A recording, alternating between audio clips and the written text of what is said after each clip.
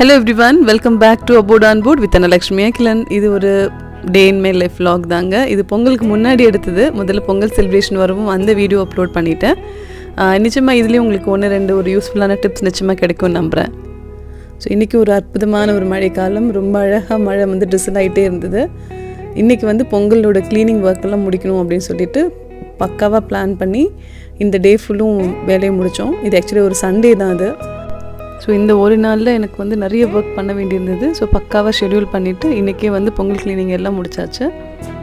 So morning ஒரு tiffin, அதுக்கப்புறமா ஒரு 1 hour வந்து ஃப்ரிட்ஜ் க்ளீனிங், அப்புறம் ஒரு 2 hours வந்து கிச்சன் க்ளீனிங், அதுக்கப்புறம் லஞ்ச் ப்ரிப்பரேஷன், அதுக்கப்புறம் பக்காவாக ரெஸ்ட் அப்படின்னு சொல்லி தான் இன்றைக்கி பிளான் ஆரம்பித்தேன். முடிஞ்ச அளவுக்கு அந்த டார்கெட் அச்சீவ் பண்ணினேன். நிச்சயமாக உங்களுக்கும் இந்த மாதிரி ஒரு டைம் ஷெட்யூல் வந்து நிச்சயமாக ரொம்ப யூஸ்ஃபுல்லாக இருக்கும். அந்த டைமில் வேறு எந்த ஒர்க்குக்கும் நீங்கள் ப்ரையாரிட்டி பண்ணாத பக்காவாக நீங்கள் என்ன பிளான் பண்ணிங்களோ அதை நீங்கள் கரெக்டாக பண்ணிங்கன்னா ஒரே நாள்லேயே அந்த ஒர்க் பண்ணிடலாம். ஸோ வழக்கம் போல் நான் சொல்கிறது தான், ஹார்ட் ஒர்க்கை விட ஸ்மார்ட் ஒர்க் தான் இப்போ ரொம்ப தேவைப்படுது. அது இன்றைக்கும் எனக்கு நடந்தது. இந்த விலாகில் நீங்கள் அதையும் நான் எப்படி யூட்டிலைஸ் பண்ணேன் அப்படின்னு பார்க்கலாம். இப்போ நான் அது குக் பண்ணிகிட்ருக்க டைம் வந்து நியர்லி ஒரு 8:45. ஸோ 9 to 9:15 நாங்கள் எங்களோட பிரேக்ஃபாஸ்ட்டை முடிச்சுட்டு அதுக்கப்புறமான ஒர்க்கை ஆரம்பிச்சிட்டோம்.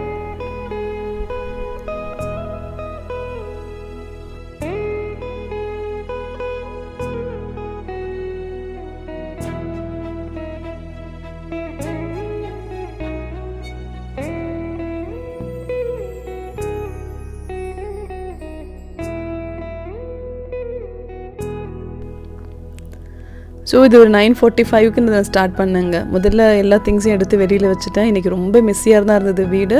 இருந்தாலும் இது அவசியம் பண்ண வேண்டிய ஒரு விஷயம் இல்லையா, அதனால் வழக்கமாக ஒர்க்கு பிரிக்கிறப்போ எதெல்லாம் ஈஸியாக முடிக்கிற ஒர்க்கோ அதை ஃப்ரண்ட்டில் முடிச்சிடுவோம், எதெல்லாம் கொஞ்சம் லாங்காக எடுக்கும் அப்படிங்கிறத பின்னாடி வச்சுக்கோங்க. ஸோ தட் நிறைய சின்ன டைம் எடுக்கக்கூடிய ஒர்க்கெல்லாம் நிறைய முடிச்சிட்டோன்னா ஒரு சின்ன சாட்டிஸ்ஃபேக்ஷன் வந்துடும். அப்புறம் பெரிய ஒர்க் ரொம்ப அசால்ட்டாக பண்ணிடுவோம்.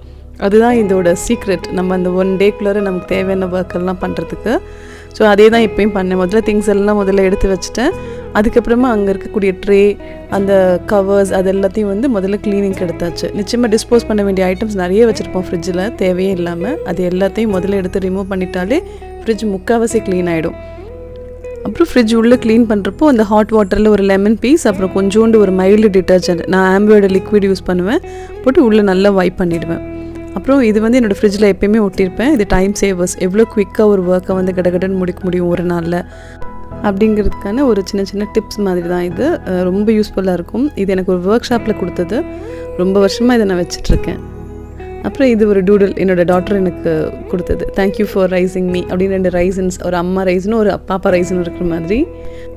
நான் எப்போல்லாம் ரொம்ப லோவாக இருக்கேனோ அப்போல்லாம் இந்த மாதிரி ஒரு டூடல் கொடுத்து என்னை ஆச்சரியப்படுத்துவாள். ஸோ ஒன்ஸ் அந்த டிட்டர்ஜென்ட் வச்சு வைப் பண்ணிவிட்டு, ஒரு வாட்டர் வச்சு வைப் பண்ணிவிட்டு, அப்புறம் ட்ரை கிளாத்தில் ஒரு தடவை வைப் பண்ணிட்டிங்கன்னா ரொம்ப க்ளீன் ஆகிடும் ஃப்ரிட்ஜ். வேறு எதுவுமே தேவை கிடையாது. அதே மாதிரி நீங்கள் டிட்டர்ஜென்ட் நார்மலாக வாங்குறப்போ ரொம்ப ஹெவியாக இருக்க ஸ்மெல் இருக்குது அப்படின்னா அதில் நிறைய கெமிக்கல்ஸ் இருக்குதுன்னு அர்த்தம். இதே தான் நம்ம பேதிங் சோப்புக்கு எல்லாத்துக்குமே இதே தான். நிறைய ஒரு மாதிரி நல்ல ஸ்மெல் இருக்குது அப்படின்னு நினச்சிட்டு அதில் போய் விழுந்துடாதீங்க. எவ்வளோக்கு எவ்வளோ ஸ்மெல் இருக்கோ அது வந்து அந்த கெமிக்கல்ஸை வந்து கம்ப்ரைஸ் பண்ணுறதுக்காக, கெமிக்கலோட அந்த ஆர்டரை வந்து கம்ப்ரைஸ் பண்ணுறதுக்காக தான் அவ்வளோ ஸ்மெல் நிறைய போடுவாங்க. ஸோ லோவாக ஸ்மெல் இருந்தாலும் பரவாயில்ல, நீங்கள் அந்த டிட்டர்ஜென்ட், அந்த பேதிங் பார் அது மாதிரி வாங்கிக்கோங்க. இப்போ நான் மேலே வந்து அந்த ஃப்ரீசிங் ஏரியாவில், அந்த ஃப்ரீசரில் தேவையான திங்ஸ் மாத்திரம் அடுக்கி வச்சுக்கிறேன். தேவையில்லாத திங்ஸ் எல்லாத்தையுமே டிஸ்போஸ் பண்ணிட்டேன். யூஸ்வலாக அந்த பவுடர்ட் ஃபார்மில் ரொம்ப சீக்கிரமாக ஷெல்ஃப் லைஃப் முடியக்கூடிய திங்ஸ் எல்லாத்தையும் நான் அந்த ஃப்ரீசரில் வைப்பேன். அதே மாதிரி நம்ம மிளகா பொடி அதெல்லாம் அரைக்கிறோம்ல, அதெல்லாம் நம்ம தேவையான அளவு வெளியில் எடுத்துகிட்டு மிச்சது எல்லாமே அது உள்ளே வச்சிங்கன்னா அப்படியே ஃப்ரெஷ்ஷாக இருக்கும். ஈவன் புளி கூட நீங்கள் சின்னதாக பேக் பண்ணி ரோல் பண்ணி உள்ளே நீங்கள் வச்சிட்டிங்கன்னா அப்படியே இருக்கும் ஃப்ரீசரில் எத்தனை நாள் ஆனாலும். அதே மாதிரி சாப்பிட்ற மாதிரி இருக்க சாக்லேட்ஸ் வந்து நீங்கள் கீழே இருக்க அந்த ஃப்ரிட்ஜ் பார்ட்டில் வச்சுக்கோங்க.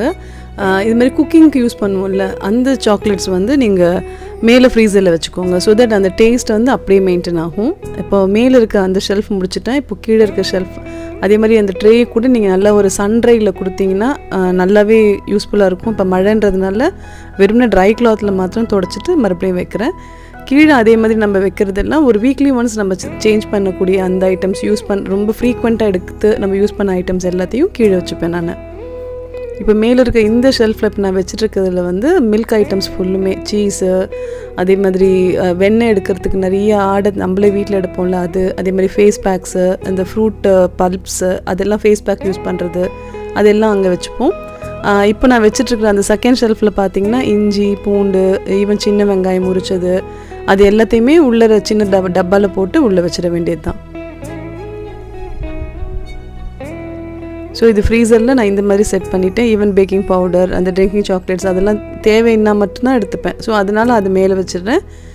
கீழே பார்த்திங்கன்னா இதே மாதிரி மேலே இப்போ நான் காமிக்கிற இந்த ஷெல்ஃபில் பார்த்திங்கன்னா மில்க் ஐட்டம்ஸ் நான் சொன்ன மாதிரி இந்த ஃபேஸ் பேக்ஸ் தேவையான ஃப்ரூட் பல்ப்ஸ், அப்புறம் பால், தயிர் அதோட ஐட்டம்ஸ் மாத்திரம்தான் இதில் இருக்கும்.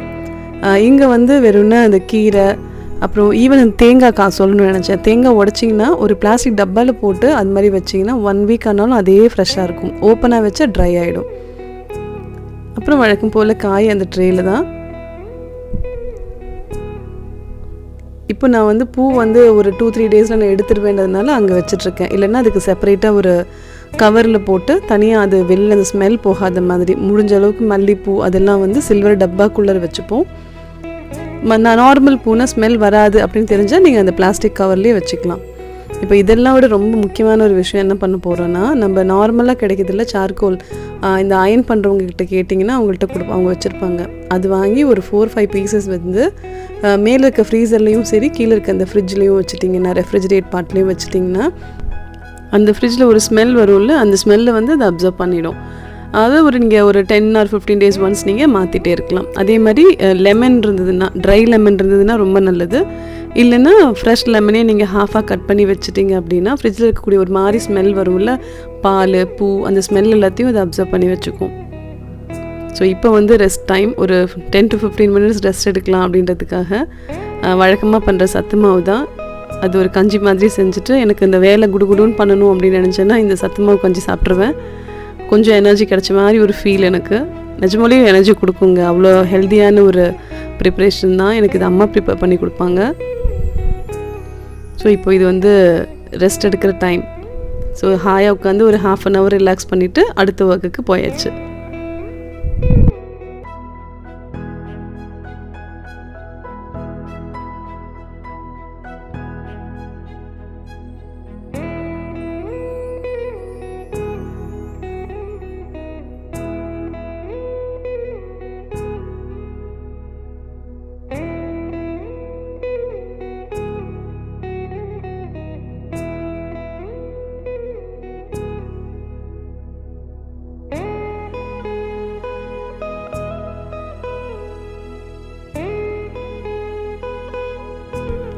ஸோ என்னோடய கிச்சன் க்ளீனிங் அப்படின்னு பார்த்தீங்கன்னா அது நான் ஒரு 3 பார்ட்டாக பிரிச்சுப்பேன். யூஸ்வலாக எவ்ரி 15 days வந்து அந்த வெசல்ஸ் எல்லாம் அரேஞ்ச் பண்ணிப்போம் இல்லையா, அது எப்பயும் அவசரத்தில் எடுத்துகிட்டு நம்ம மாற்றி வச்சுப்போம். ஸோ அது 15 days ஒன்ஸ் ஆட்டோமேட்டிக்காகவே நம்ம அரேஞ்ச் பண்ணிப்போம். எது வந்து ரொம்ப டிலே பண்ணுவோம் அப்படின்னா இந்த மளிகை ஜாமான்லாம் கொட்டி வச்சுருப்போம்ல, அதுதான் நான் ரொம்ப டிலே பண்ணுவேன். எடுத்துகிட்டு யூஸ் பண்ணிவிட்டு அப்படியே பேக் பண்ணி அப்படியே வச்சுருவேன். ஸோ இப்போ நான் இது ஒரு பாக்ஸில் வச்சுருக்கேன்ல, இது வந்து நான் புதுசாக வாங்குகிற மளிகை ஜாமான் எல்லாத்தையும் அது உள்ளே வந்து நான் டம்ப் பண்ணி வச்சுப்பேன். ஸோ 15 days ஒன்ஸ் வந்து நாங்கள் எடுத்துகிட்டு சிலதெல்லாம் அப்படியே கிளிப் போட்டு அப்படியே போட்டு வச்சுருப்பேன். அது வந்து முடிஞ்ச அளவுக்கு ரீஅரேஞ்ச் பண்ணுவேன். இல்லைன்னா ஒரு 1 மாதம் 2 மாதம் அதை தொடவே கூட மாட்டேன். அதுதான் எனக்கு இருக்கிறதுலே டஃபஸ்ட்டு டாஸ்க் அதை பண்ணுறதுக்கு. அதனால தான் இதுக்கு 2 hours. மிச்சப்படி வெசல்ஸ் எல்லாம் அப்பப்போ எடுத்து நம்ம க்ளீன் பண்ணிகிட்டே தான் இருப்போம். ஸோ அது ஒரு பெரிய விஷயம் இருக்காது. ஸோ இன்றைக்கி நான் பண்ண போகிறது கூட இந்த மளிகை ஜாமான்லாம் வந்து கரெக்டாக தேவையானதெல்லாம் எடுத்து போட்டுட்டு மிச்சதெல்லாம் அரேஞ்ச் பண்ணி வைக்க வேண்டியது மட்டும்தான்.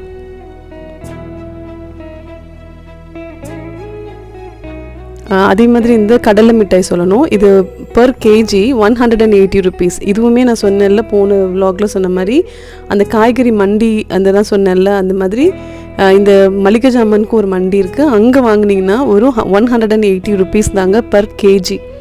இதே நம்ம ஷாப்பில் வாங்குறப்போ ஒரு சின்ன பார் நமக்கு 30 to 40 rupees. அது எவ்வளோ கிராம்ஸ் இருக்குன்னு பார்த்தா அப்ராக்சிமேட்டாக ஒரு 100 to 150 grams தான் இருக்கும். ஸோ நீங்கள் ரேட் டீவியேஷன் பார்த்துக்கோங்க. இந்த மாதிரி விஷயங்கள் எல்லாத்திலும் நம்மளோட மளிகை ஜாமானோட அந்த பட்ஜெட்டை வந்து நல்லாவே கம்மி பண்ணும்.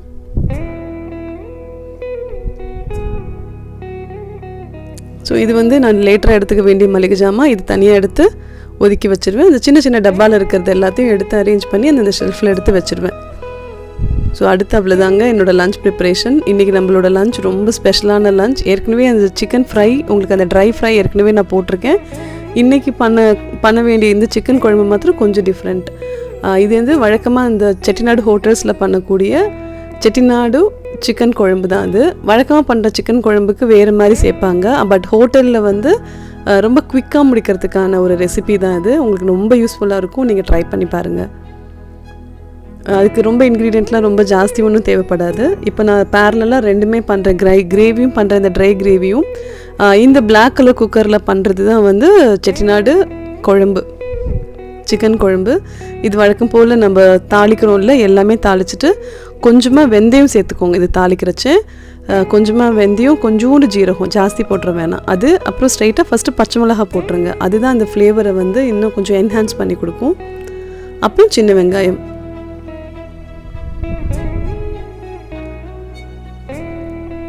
ஸோ இது பண்ணிகிட்டே இருக்கிறப்போ கிரேவி பண்ணதுனால ரெண்டையும் பேரலாக பண்ணிகிட்ருக்கேன். இந்த சிக்கன் கிரேவியோட இந்த ரெசிபி வந்து நான் ஐகார்டில் கொடுக்குறேன். யாருக்கு வேணுமோ அதுவும் போய் பார்த்துக்கோங்க. அதுவும் ட்ரை ஃப்ரை, சுக்கா ஃப்ரை மாதிரி தான் அதுவும்.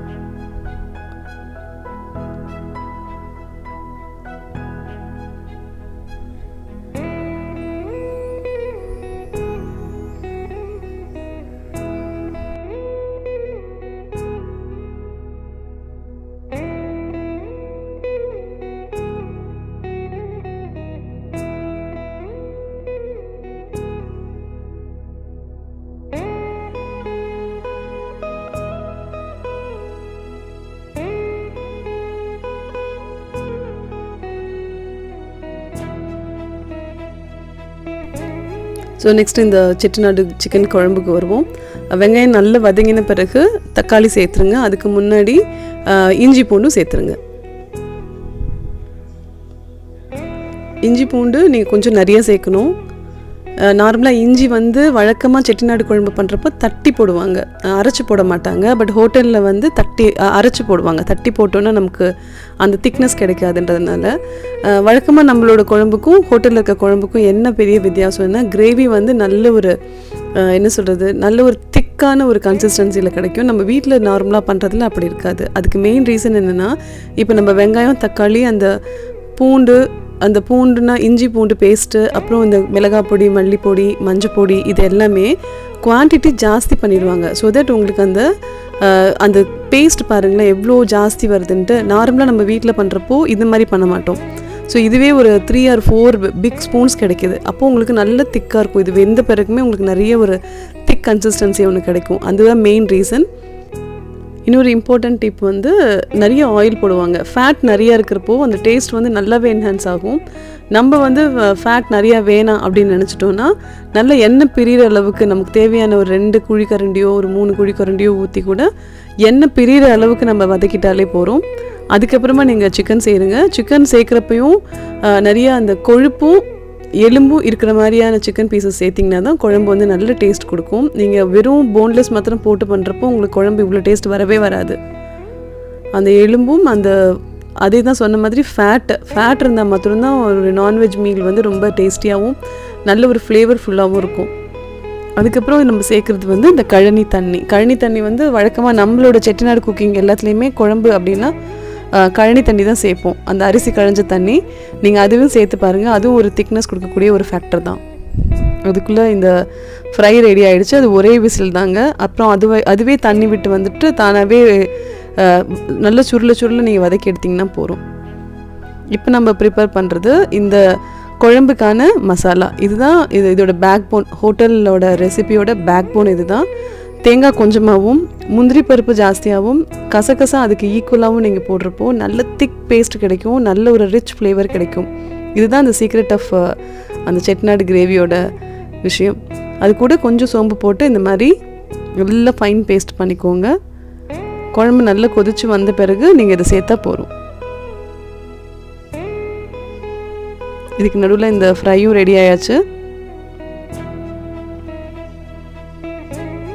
குழம்பும் நல்லா மேலே எண்ணெய் திரண்டு வந்துருச்சு. இந்த சமயத்தில் இந்த அரைச்ச தேங்காய் பேஸ்ட்டும் அதில் சேர்த்தாச்சு. இன்னும் ஒரு 2-3 கொதியில் இது நீங்கள் எடுத்துட வேண்டியது தான். அவ்வளோதாங்க, எங்கள் வீட்டு லஞ்ச் முடிஞ்சிருச்சு. இனிமேல் நல்லா சாப்பிட்டுட்டு கம்ப்ளீட் ரெஸ்ட்டு தான். ஸோ ஒரு ஹாஃப் டேலேயே நம்ம வீட்டுக்கு தேவையான எல்லா வேலையுமே பார்த்துடலாம். நம்ம கரெக்டாக பிளான் பண்ணினோன்னா. இதுக்கு நடுவில் நான் க்ளீன் பண்ணுறப்போ என்னோடய ட்ராயிங்ஸ்லாம் இருந்தது. அது ஒரு சின்ன விலாகாகவே போடுறேன் நான் உங்களுக்கு. ரொம்ப இன்ட்ரெஸ்டிங்காக இருந்தது. ரொம்ப நாளைக்கு அப்புறம் நான் கட்டி வச்ச திங்ஸ் எல்லாம் பார்க்குறப்போ ரொம்ப சந்தோஷமாக இருந்தது. ஸோ நிச்சயமாக அது இன்னொரு விலாகாக நான் உங்களுக்கு ஷேர் பண்ணுறேன்.